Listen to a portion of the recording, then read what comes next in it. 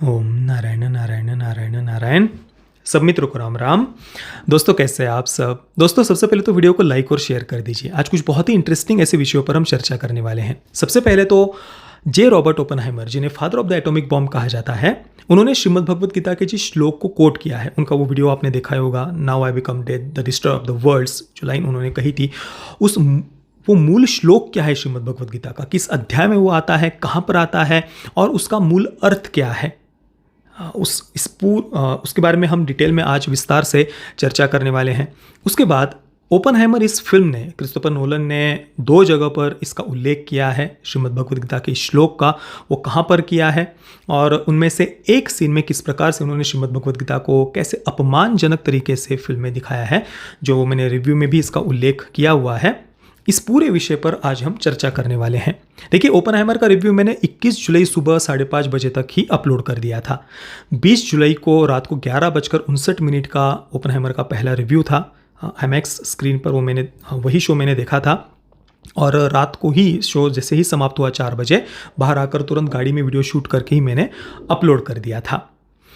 और उसी समय रिव्यू में मैंने कहा था कि 2 जगह पर श्रीमद् भगवत गीता का उल्लेख आता है और पहला जो उल्लेख है वहाँ पर ओपनहाइमर की पहली जो जिसके साथ वे रिलेशनशिप में थे, उसके साथ शारीरिक संबंध बनाते हुए, जहाँ पर वो जो एक्ट्रेस है उसे टॉपलेस दिखाया गया है। इंडियन वर्जन में थिएटर में वो मतलब पता चलता है कि टॉपलेस है पर कोई न्यूडिटी नहीं है, कट कर दिया गया है इंडियन वर्जन में। तो जहाँ पर वो एक्ट्रेस सेक्स सीन है, टॉपलेस है, वहाँ श्रीमद् भगवत गीता को अपने छाती के सामने पकड़ रही है और ओपनहाइमर को वो कहती है कि पढ़कर बताओ संस्कृत। वो ओपनहाइमर कहता है कि मैं संस्कृत सीख रहा हूँ और ये संस्कृत टेक्स्ट ही है, तो वो कहती है कि ये पढ़कर बताओ। तो वहाँ पर वो यही श्लोक ओपनहाइमर पढ़कर बताता है कि now I become death the destroyer of the worlds. Clearly Shrimad Bhagavad Gita को बहुत ही अपमानजनक तरीके से क्रिस्टोफर नोलन ने दिखाया है। अब देखिए, ये हॉलीवुड से कोई पहली बार हुआ है ऐसी बात नहीं है। हॉलीवुड के मैंने ये 50 बार हमारे वीडियोस में कहा हुआ है। जो मित्र हमारे चैनल से जुड़े हुए हैं वे ये बात बहुत अच्छी तरीके से जानते हैं। मैंने 50 बार अलग अलग कई सारे उदाहरण भी मैंने दिए हैं, कहा है कि हॉलीवुड के जो कंजर्वेटिव फिल्म मेकर्स हैं वे हमेशा से ही हिंदू संस्कृति को बहुत ही ज़्यादा नकारात्मक तरीके से और दिखाते हैं और कितनी हिंदू घृणा उनके अंदर भरी हुई है हॉलीवुड के कंजर्वेटिव फिल्म मेकर्स में। ये मैंने कई बार बताया हुआ है। जैसे कि सुपरनैचुरल्स वेब सीरीज जो अभी भी अमेजॉन प्राइम वीडियो पर अवेलेबल है, उसके एक एपिसोड में भगवान गणेश जी और माँ काली को नरभक्षी यानी मनुष्यों का मांस खाने वाला दिखाया है। स्टीवन स्पीलबर्ग की Indiana Jones Temple of Doom, जो दूसरा पार्ट था इंडियाना जोन्स का, उसमें तो कितना अपमानजनक तरीके से हिंदू संस्कृति को दिखाया है, उसकी कोई सीमा नहीं है। और ऊपर से हिंदुओं को अब्राहमिक रिलीजन्स के समाप्त करने का सपना देखने वाला बताया है। अमरीश पुरी का वो डायलॉग उस फिल्म में आपको याद होगा, जहाँ पर वो मुलाराम उसका नाम दिखाया है और वो कहता है, पहले भारत में ब्रिटिशों का कत्लेआम होगा, फिर मुस्लिम्स को भी कुचल देंगे, फिर यहूदी गॉड का पतन होगा, उसके बाद तुम क्रिश्चियंस का भी सर्वनाश कर देंगे, फिर माँ काली का शासन होगा पूरे विश्व पर। ये मुलाराम को बोलते हुए दिखाया है टेम्पल ऑफ डूम में। यानी एक हिंदू को अब्राहमिक रिलीजन्स की समाप्ति का सपना देखते हुए दिखाया है, जबकि सच्चाई, इतिहास इससे एग्जैक्टली अपोजिट है। भारत पर ही अनेक आक्रमण हुए हैं। हिंदुओं का कल्चरल जेनोसाइड करने का प्रयास लगातार पिछले 1000 वर्षों से हुआ है। 8 करोड़ से अधिक हिंदुओं का नरसंहार पिछले 1000 वर्षों में हुआ है। चाहे वो मुगल, तुर्की, अफगान, इन जैसे इस्लामिक आक्रांता हो या फिर पोर्तुगीज, डच, ब्रिटिश, इनके द्वारा किस प्रकार से हिंदुओं को कन्वर्ट करने का प्रयास किया गया। पोर्तुगीज़ों ने जो इंक्विजिशन लागू किया था, इंक्विजिशन का अर्थ है रोमन कैथोलिक चर्च के द्वारा बनाया गया एक ऐसा संगठन जो ऐसे लोगों को खोजता है जो कन्वर्ट नहीं होते या फिर कन्वर्ट होने के बाद भी वे चर्च की मान्यताओं में विश्वास नहीं करते, उनको पकड़कर उन्हें जिंदा जलाया जाता है, उन्हें दंडित किया जाता है। तो ऐसा इंक्विजिशन भारत में, दक्षिण भारत के एक बहुत बड़े क्षेत्र में पोर्तुगीज़ों ने 250 से अधिक वर्षों तक लागू किया हुआ था और ब्रिटिशों के अन्याय और अत्याचारों की तो कोई सीमा ही नहीं थी। पर देखिए फिल्म में किस प्रकार से ब्रिटिशों को ही विक्टिम दिखाया है और हिंदुओं को यह सपना देखते हुए दिखाया है कि वे अब्राहमिक रिलीजन्स को समाप्त करना चाहते हैं। तो ये तो मैंने एक उदाहरण दिया, सुपरनैचुरल से वेब सीरीज का उदाहरण है, और भी आपको कई ऐसे उदाहरण हॉलीवुड की फिल्मों में मिल जाएंगे कि जहां पर वे एंशियंट कल्चर्स को, जिनको वे पेगन्स कहते हैं, उनको हमेशा शैतानी उन्होंने दिखाया है। क्योंकि पिछले 2000 वर्षों में सभी जानते हैं कि किस प्रकार से प्राचीन सभ्यताओं को नष्ट किया गया है। ये रक्तरंजित इतिहास किसी से छुपा हुआ नहीं है कि कैसे प्राचीन सभ्यताओं को नष्ट किया गया, कितने कितने अन्याय अत्याचार हुए, कैसे कैसे इंक्विजिशंस लगाए गए, कैसे करोड़ों करोड़ों लोगों का नरसंहार हुआ है उन प्राचीन सभ्यताओं को नष्ट करने के लिए। और इसी कारण से उस गिल्ट से बाहर निकलने के लिए या अपने उन अत्याचारों को नष्ट करने के लिए आज भी वेस्ट के जो कंजर्वेटिव फिल्म मेकर्स हैं वे दुनिया को यही बताते हैं कि वो जो प्राचीन सभ्यताएं थी वो तो शैतान की पूजा करने वाली थी, वो तो नरभक्षी थी, मनुष्यों की बलि चढ़ाती थी, वो तो बहुत घिनौने थे। हमने उनको समाप्त करके उपकार किया है विश्व पर। वो तो अनसिविलाइज्ड थे, हमने उनको कन्वर्ट करके सिविलाइज्ड किया है। ये वेस्ट आज भी विश्व को बताता है। ब्रिटिश भी विश्व के सामने उनके द्वारा भारत में किए गए अत्याचारों को जस्टिफाई करने के लिए यही जस्टिफिकेशन देते हैं। वो तो हिंदू संस्कृति नष्ट नहीं हुई, इस कारण से वो हिंदुओं के विरुद्ध इतना खुलकर प्रोपेगेंडा स्प्रेड नहीं कर पाते। जैसे कि एविल डेड को आप अगर देखेंगे तो मेसोपोटामियन सभ्यता के जो सुमेरियन लोग हैं उनकी एक धार्मिक पुस्तक को शैतानी पुस्तक के रूप में दिखाया है। वो पुस्तक जब खुल जाती है तो शैतान जागृत हो जाता है, क्योंकि उस सभ्यता के, मेसोपोटामियन सभ्यता के सुमेरियन लोगों का आज कोई अस्तित्व नहीं है। तो उनके रिलीजन को, उनकी धार्मिक पुस्तक को आप कैसे भी दिखा दो, शैतानी दिखा दो।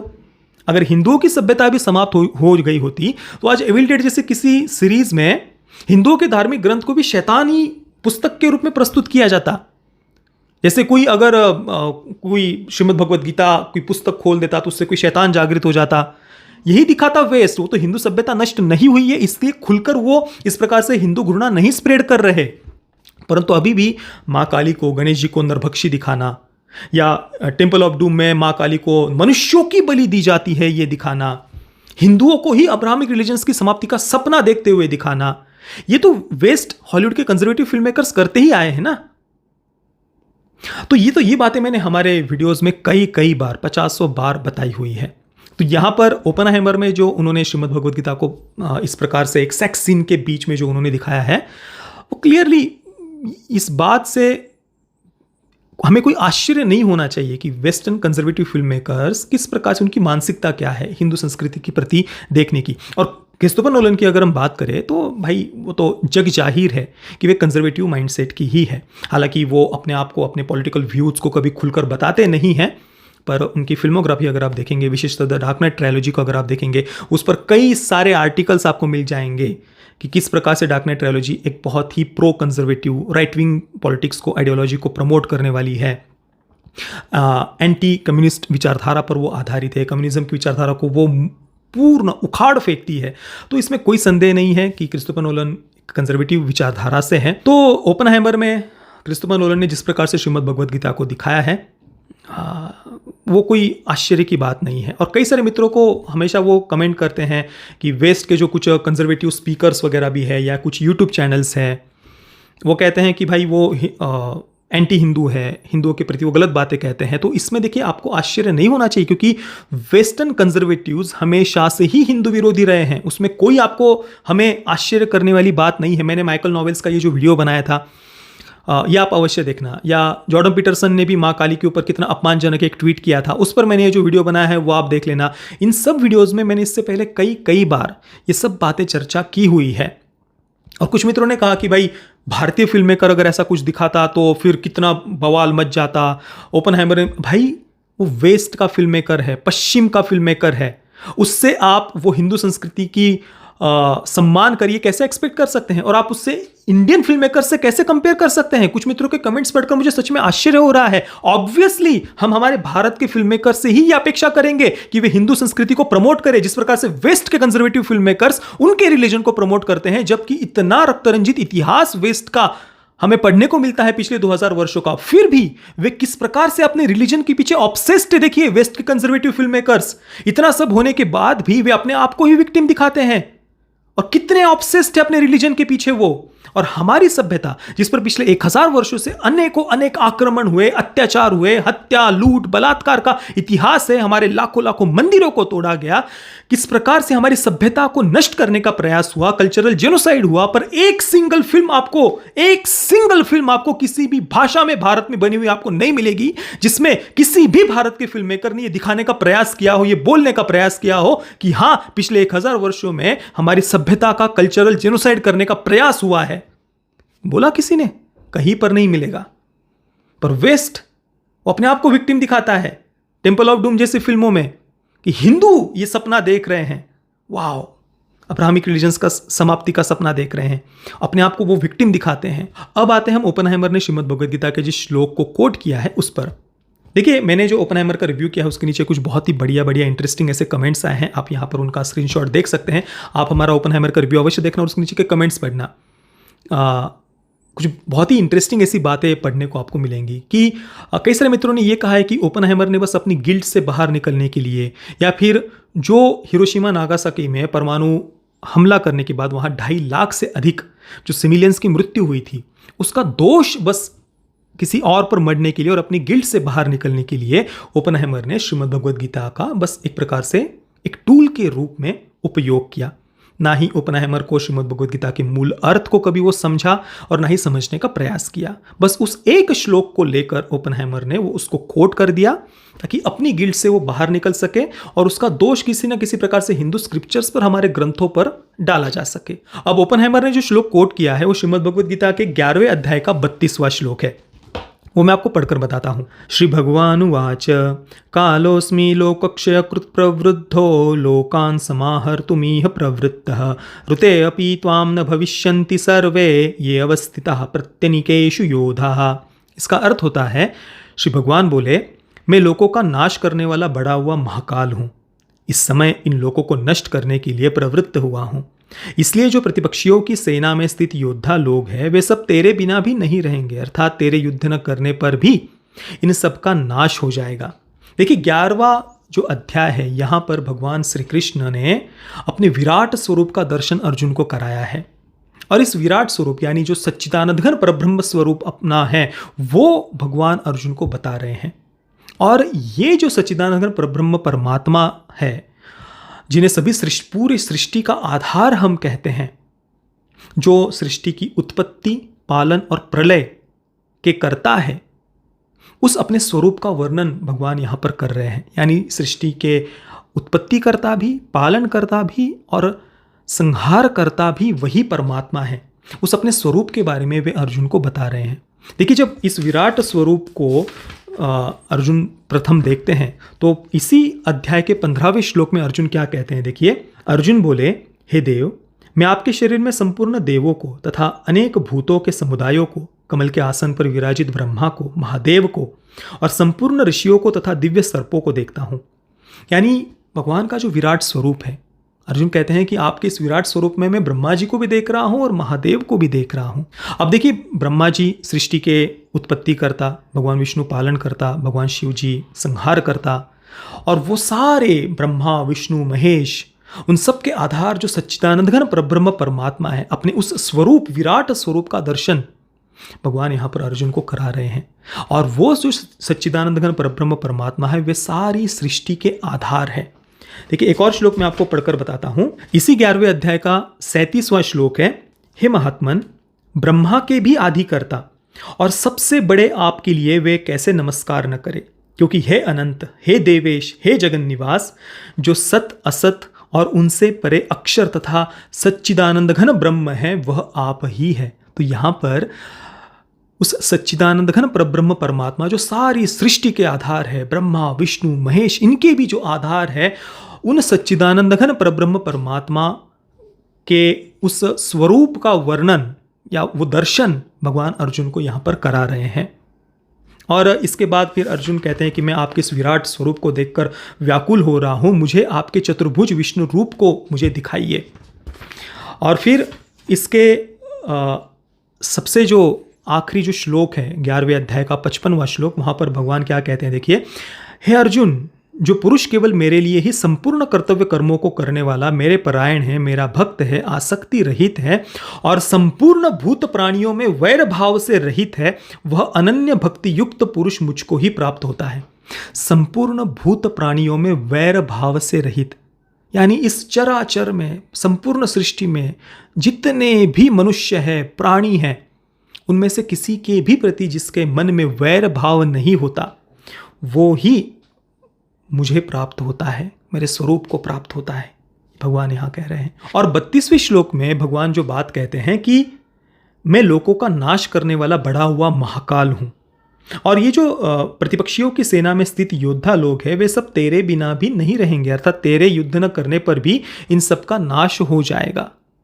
यानी यहाँ पर भगवान अपने उस तात्विक रूप के बारे में बता रहे हैं कि इस सृष्टि के उत्पत्ति करता, सृजन करता, पालन करता, संहार करता, अपने स्वरूप के बारे में वे बता रहे हैं। उस सूक्ष्म अद्वैत वेदांत के ज्ञान के बारे में वे अर्जुन को बता रहे हैं। और कर्तव्य कर्म करते समय, जो हमारा कर्तव्य है, वो करते समय हम अकर्ता भाव से, कर्म के फल से रहित होते हुए वो कर्म कैसे करें, ये बात भगवान उस कर्म योग के बारे में अर्जुन को बता रहे हैं। ये बहुत ही सूक्ष्म तात्विक ऐसी बात है, और उसका अर्थ जो ओपनहाइमर ने लिया, स्वाभाविक सी बात है। इस इतनी सूक्ष्म आध्यात्मिक बात को समझना या उसको इंग्लिश ट्रांसलेशन के माध्यम से समझना बिल्कुल ही असंभव सी बात है।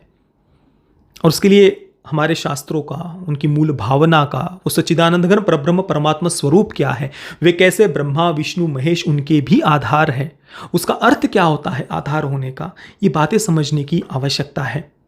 और हमारी जो सभ्यता, हमारा जो अद्वैत वेदांत है, वो तो ये कहता है कि वो जो सच्चिदानंद घन परब्रह्म परमात्मा है, उसके ही हम अभिन्न अंग है। अभिन्न अंग है ये भी बस केवल शब्दों के रूप में बस कहने के लिए है। तात्विक रूप से उस परब्रह्म परमात्मा से हम पृथक नहीं हैं, भिन्न नहीं हैं। जैसे कि समुद्र में तरंग उठती है, हम उसको तरंग कहते हैं क्योंकि उसका अपना एक अलग अस्तित्व है वो तरंग का, पर तरंग समुद्र से तो अलग नहीं है ना, है तो वो मूल रूप से तात्विक रूप से समुद्र ही, पर तरंग जब उठती है तो उसको हम तरंग कहते हैं, एक अलग नाम उसको देते हैं, पर मूलतः वो समुद्र ही है।